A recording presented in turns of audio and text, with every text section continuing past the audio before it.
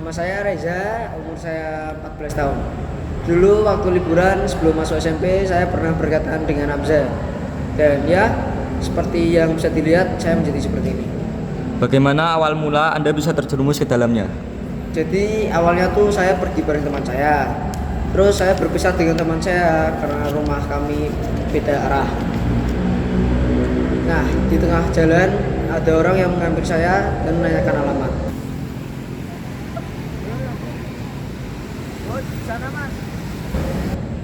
Ya saya mau dong hitung-hitung bantu orang kesusahan. Awalnya saya kira dia mau nanya alamat doang. Ternyata pas sampai di tengah perjalanan, dia ngajak tuh saya buat mampir bentar.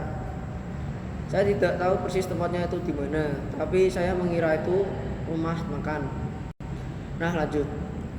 Yang katanya dia bilang bentar, ternyata dia malah membuat saya semakin terlena dari tujuan awal saya. Dia kasih tahu ke kamu namanya tidak? Iya, Adi. Dari sejak itu saya dan dia semakin sering bertemu atau istilahnya dekat lah. Dia juga sering dengerin curhatan saya. Pokoknya saya sering diperlakukan baik dan spesial sama dia, kayak adik sendiri. Sampai suatu hari dia mengajak pergi bareng. Rasanya sih untuk main, ya udah tuh saya yain. Tapi sama seperti sebelumnya, dia nggak benar-benar ngajak saya main.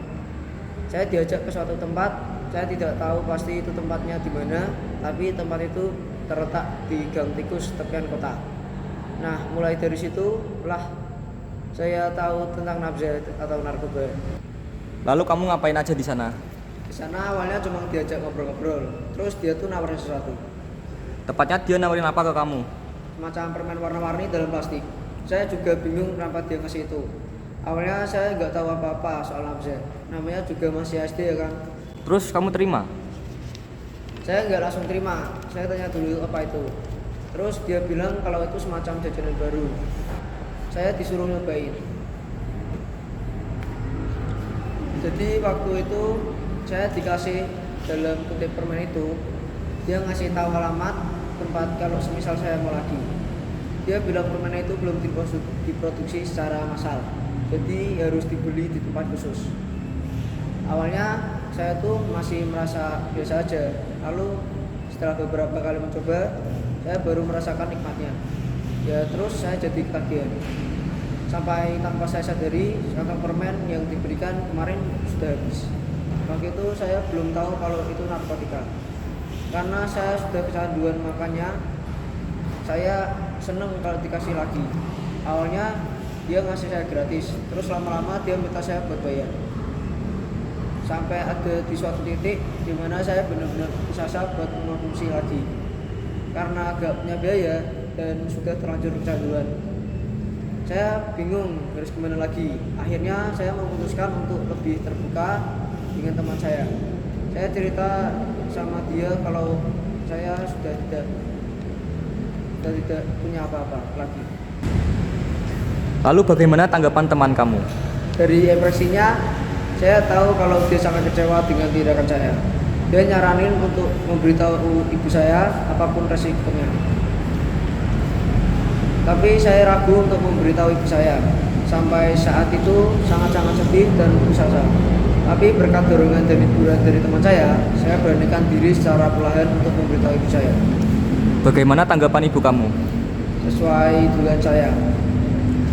Apakah ibu kamu melakukan tindakan terhadap kamu? Ibu saya menyarankan untuk melakukan rehabilitas. Saya iyakan saja. Saya tidak tahu membuat ibu saya bertambah sedih.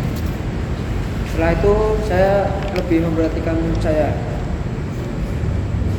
Saya sangat bersyukur karena ibu saya tidak membenci saya.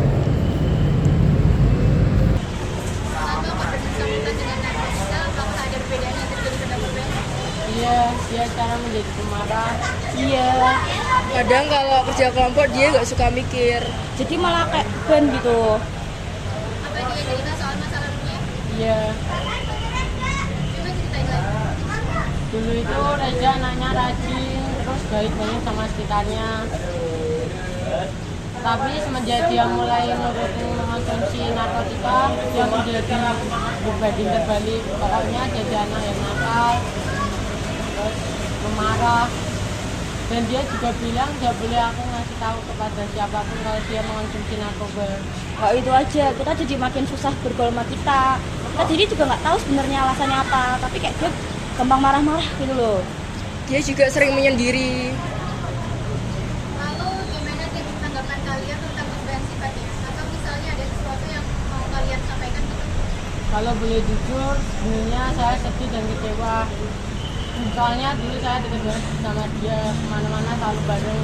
Dan juga bantuin saya ngerjain tugas yang saya nggak ngerti.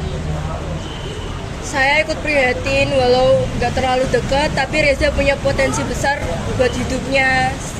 Tapi sayangnya dia sudah terjerumus ke narkotika.